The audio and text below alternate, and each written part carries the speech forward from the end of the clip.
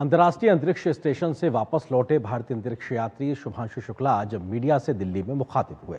शुभांशु ने अपने अनुभव से भविष्य के भारतीय मिशनों के लिए तेजी से काम करने की बात कही तो इसरो के चेयरमैन वी नारायणन ने कहा है कि गगनयान मिशन के 80% परीक्षण पूरे हो चुके हैं और बाकी 20% परीक्षण अगले साल मार्च तक पूरे हो जाएंगे।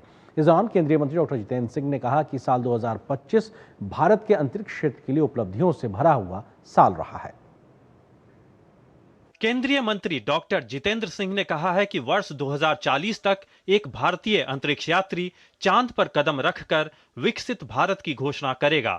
गुरुवार को नई दिल्ली में एक प्रेस कॉन्फ्रेंस को संबोधित करते हुए केंद्रीय मंत्री ने कहा कि अंतरिक्ष क्षेत्र में तरक्की के नजरिए से 2025 काफी महत्वपूर्ण साल रहा है। उन्होंने कहा कि भारत की अंतरिक्ष अर्थव्यवस्था आज $8 बिलियन अमेरिकी डॉलर तक पहुंच चुकी है। The government of India and therefore also the nation has laid down before it the award target of 2047 when India celebrates the 100 years of independence and we achieve that coveted goal of being acknowledged as Viksit Bharat.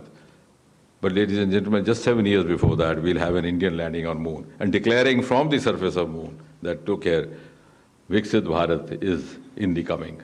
So that's going to be the importance of space. ISRO chairman doctor V Narayanan ने कहा कि हाल के वर्षों में अंतरिक्ष क्षेत्र में उल्लेखनीय प्रगति देखने को मिली है और 2015 से 2025 के बीच के इसरो मिशन 2005 से 2015 की अवधि के कुल मिशन से 2 गुने हैं।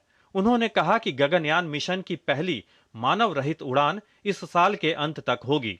इसरो चेयरमैन ने कहा कि गगनयान मिशन के 80% परीक्षण पूरे हो चुके हैं। Last 10 years, if you see, the progress is phenomenal, exponential. With respect to missions, the number of missions targeted in 2015 to 2025 is almost double compared to 2005 to 2015.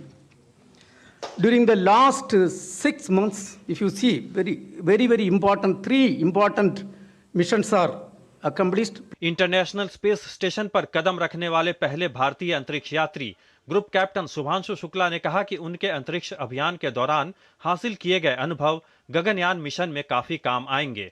उन्होंने साथ ही कहा कि अंतरिक्ष से भारत आज भी सारे जहां से अच्छा दिखता है। For the 2 weeks on the ISS, the work that we had, the job that we had was we had to perform the experiments that were conceived, developed and realized by the Indian researchers, and also to perform STEM demonstrations and just capture photographs and videography to bring it back to you. So that was the primary job while we were up on the station. Bharat आज भी अंतरिक्ष से सारे जहां से अच्छा दिखता है। गगनयान मिशन भारत का पहला मानव अंतरिक्ष मिशन है जिसे 2027 तक पूरा करने का लक्ष्य रखा गया है। इस मिशन के लिए 4 गगन यात्रियों का चयन किया गया है, जिनमें ग्रुप कैप्टन शुभांशु शुक्ला के अलावा ग्रुप कैप्टन प्रशांत नायर, अजीत कृष्णन और अंगद प्रताप शामिल हैं। Nishant Saurabh, DD news, Delhi.